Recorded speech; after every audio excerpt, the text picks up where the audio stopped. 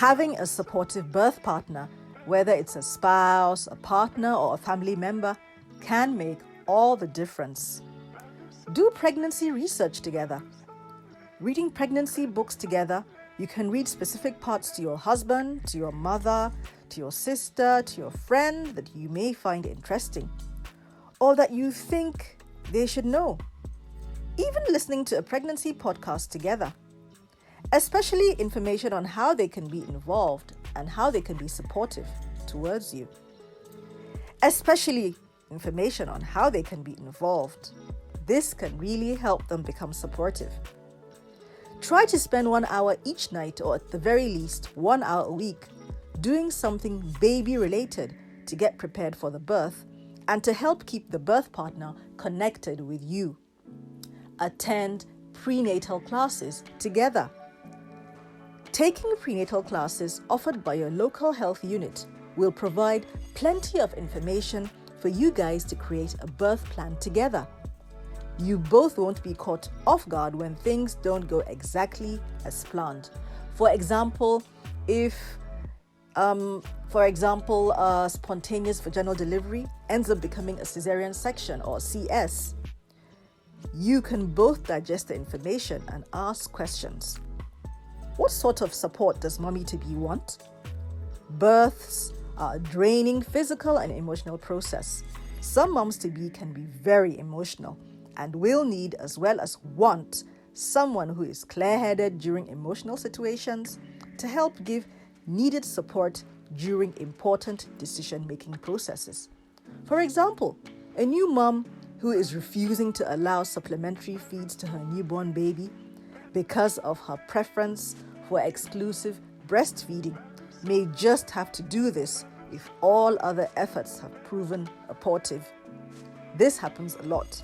Does she want you to massage her back or repeat words of encouragement? Or does she simply want you to just hold her hand and be there for her? Discuss these sorts of scenarios beforehand so that situations will be more manageable. Okay? Take care of yourself, partner.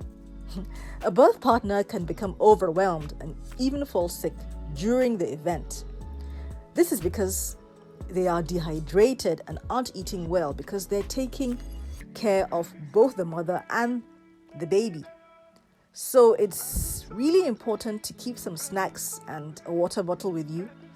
And you should wear extra layers of clothing because some of those birth rooms can be really, really cold. Make memories for her. Don't forget to document those precious moments with the baby and the family, and especially just before the delivery. How she looks for the first time with her protuberant belly, with photos and videos. Manage your own fears. Mentally and physically, prepare yourself by watching birthing YouTube videos beforehand so you'll know what labor looks and sounds like. Even CS's, cesarean sections, just in case. Plus, talk to other new parents and do some reading about birth as well. Ask health workers who you may have as casual friends. Chill with tirelessly timing the labor already, okay? If both of you focus too much on the contractions, the more painful it will seem, possibly causing her to tense up and not dilate. When she goes into labor and before you head to the hospital, you should both do whatever you would normally do at that time, whether that's sleeping or going out for lunch. Keep track of the contractions, but don't focus on them unless they appear to be coming on much quicker than expected. You will notice when they're changing and know when to go to the hospital when they're longer, stronger, and closer together. Home comforts. When mom-to-be is comfortable and relaxed, labor is easier. Make sure to pack extra pillows, easy snacks like fruits, granola bars and juice, prayer songs, and download some movies or TV shows to your tablet or phone to help distract her, especially when she has a long labor. This can happen sometimes. Help her to breathe during labor by learning the correct breathing techniques during childbirth. You can even watch a video on how to do this. How about postpartum preparation? Make sure you have extra menstrual pads and disposable pads available. Nourishment is key for exhausted breastfeeding moms, so prepare easy microwavable meals and pop them in the freezer. So all you have to do is stick them in the oven and stack the fridge so you don't have to grocery shop.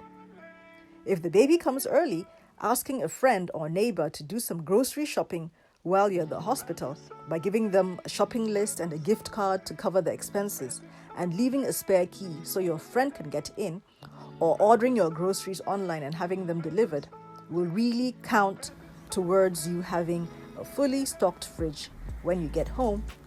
Happy birthing!